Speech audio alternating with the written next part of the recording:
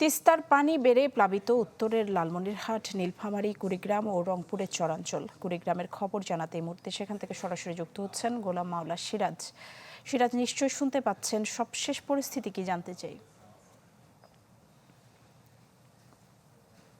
নিশ্চয়ই যেমনটা বলছিলেন, তিস্তার পানি কিন্তু এখনো বাড়ছে। কুড়িগ্রামের প্রায় ২০০ শতাধিক বাড়িঘর কিন্তু প্লাবিত হয়েছে শুধু এই গতিয়াসাম এলাকায়। আমি কিন্তু সেই এলাকাটায় আছি। আমার পিছনেই কিন্তু তিস্তা।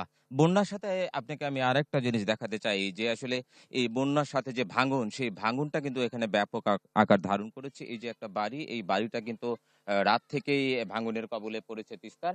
তারা কিন্তু এখান থেকে বাড়িঘর সরিয়ে অন্যখানে নিয়ে যাচ্ছেন। আমরা যেটা জেনেছি যে গতকাল বিকেল থেকেই কিন্তু এখানে এরকম ৪টি পরিবার কিন্তু তার ভিটা হারিয়েছে। একই সাথে আপনাকে বন্যার একটু পরিস্থিতি দেখাই। এই যে এখানে কাঁচা পাকা ধান আছে এবং বেশ কিছু ধানের কিন্তু শীষ বের হয়েছে। এই ধানগুলো কিন্তু তিস্তার পানি সেখানে ঢুকে পড়েছে। এই এলাকার কিন্তু সর্বত্র কিন্তু একই অবস্থা।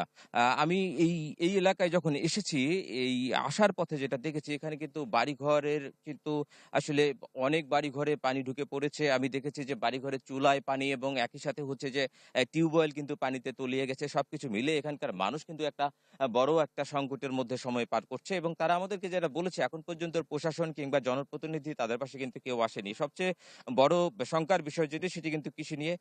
যে ব্যাপক ধান কিন্তু এখন হচ্ছে যে পানির নিচে তলিয়ে গেছে এবং পলি জমছে এসব ধানের উপর।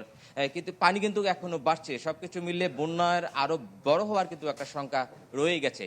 নিশি, অনেক ধন্যবাদ সিরাজ আপনাকে। দর্শক, কুড়িগ্রাম থেকে আমাদের সাথে যুক্ত হয়েছিলেন গোলাম মাওলা সিরাজ। ঢালাইয়ের সেরা প্রিমিয়ার সিমেন্ট।